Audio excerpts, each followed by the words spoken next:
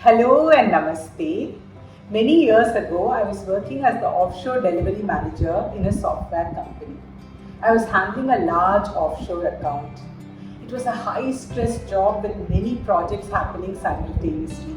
My entire day was spent in meeting deadlines, handling client concerns, dealing with escalations, and firefighting. To add to that, my home was 30 kilometers from my office, and the daily commute would take hours. I would come back home completely exhausted, but there would be no time to unwind. There would be challenges to handle at home, like homework not done, dinner not ready, etc. I used to be so stressed all the time that it started taking a toll on my relationships. Almost every day, I used to contemplate quitting my job. Today, I want to talk to you about the book that helped me overcome this difficult time and started me off on a path of personal transformation. Welcome to Temple's Books and Science. The 7 Habits of Highly Effective People is the best self-development book I have read. In this book, Stephen Covey talks about 7 key skills required for a well-balanced and successful life. The very first skill in the book is called being proactive. Do you recall my previous post, Man's Search for Meaning? The author, Dr. Viktor Frankl, reiterates that no one can take away your freedom to choose how to respond to a situation. You can lose everything else, but this one freedom always remains with you. How you use this freedom will determine the entire course of your life. Being proactive is a simple and powerful method of effectively exercising this freedom of choice. It is one of the first and the most basic habit of highly effective people. Stephen Covey uses a brilliant metaphor to explain this. Take a look at these 2 concentric circles. The bigger one is called the circle of concern. There are many things in our life that affect us, like our job, children, health, finances, relationships, etc. We can put all of them inside this circle. This is our circle of concern. Let us take some examples. My career is not going anywhere. My children are not doing well. I'm not able to get along with my spouse. I'm putting on weight. My boss is incorrigible. These are all examples of things in your circle of concern.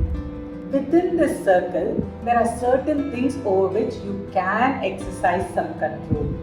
This is your circle of influence. It is the smaller circle within the circle of concern. Within the circle of influence are all those things which you can control or change or improve. For example, I am putting on weight is my concern. There are things I can do to change this. I can exercise regularly, eat sensibly, sleep well, etc. It is certainly not possible to influence everything that affects you, but you can definitely do something about a subset of your concerns. Using this paradigm, Stephen Covey categorizes people into 2 types, proactive and reactive people.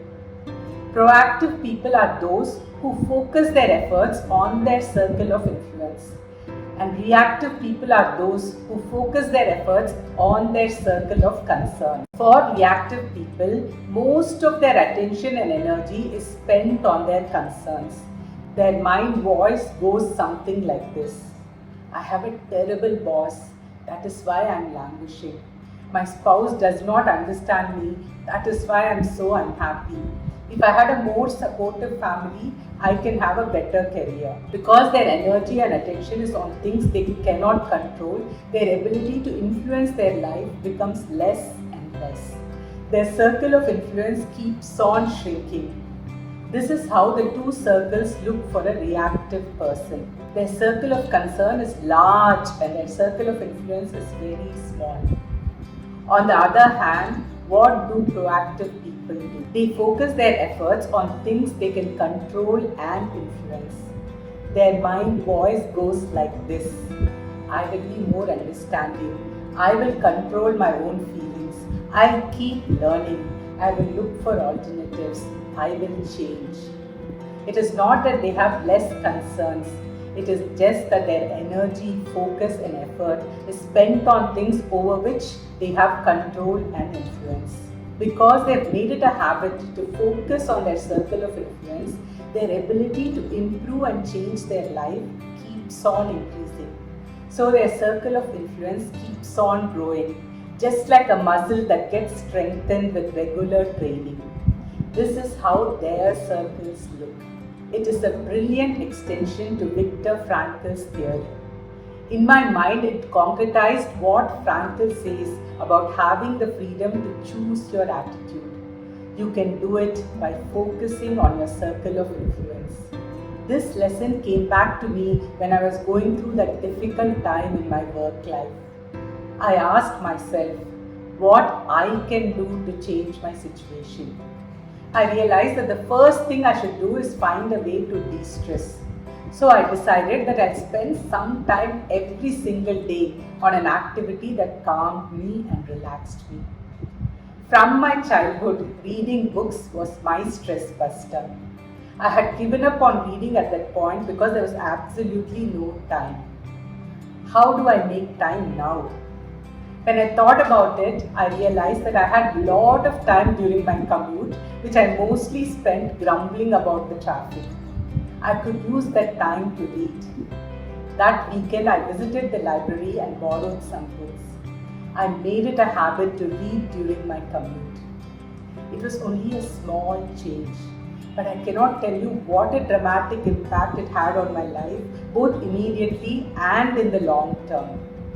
First, the long commute stopped bothering me. I was doing something which I enjoyed, so I did not care much about being stuck in a traffic jam. After a long and stressful day at work, I would open a book and read throughout the long drive back home. So by the time I reached home, I was calm, I was relaxed, I was in a better frame of mind to deal with people at home. It had a great positive impact on my relationship with my family. This was the immediate consequence of making this change. In the long term, it had an even more dramatic effect. One day, I read this book called Leader's Guide to Storytelling by Stephen Covey. It was a book about how to use stories to communicate effectively within organizations. After reading this book, I started a blog to collect stories from within the organization. I wanted it to be a repository of interesting anecdotes about the company. It became one of the most popular blogs in my organization. This way, I reconnected with another one of my passions, writing. Even our CEO used to read this blog. A collection of stories from this blog was published as a book and circulated within the company. This is the book that came out of my blog, and this is the award that I won for my blogging. While I was writing this blog, I came across many people within the organization who were involved in community service, who were volunteering their time and resources to help the less fortunate. I used to write about their work in my blog. Inspired by these stories, our CEO decided that we should provide a platform for employees to volunteer and make a difference. A department was set up for enabling volunteering, and I was invited to head the department.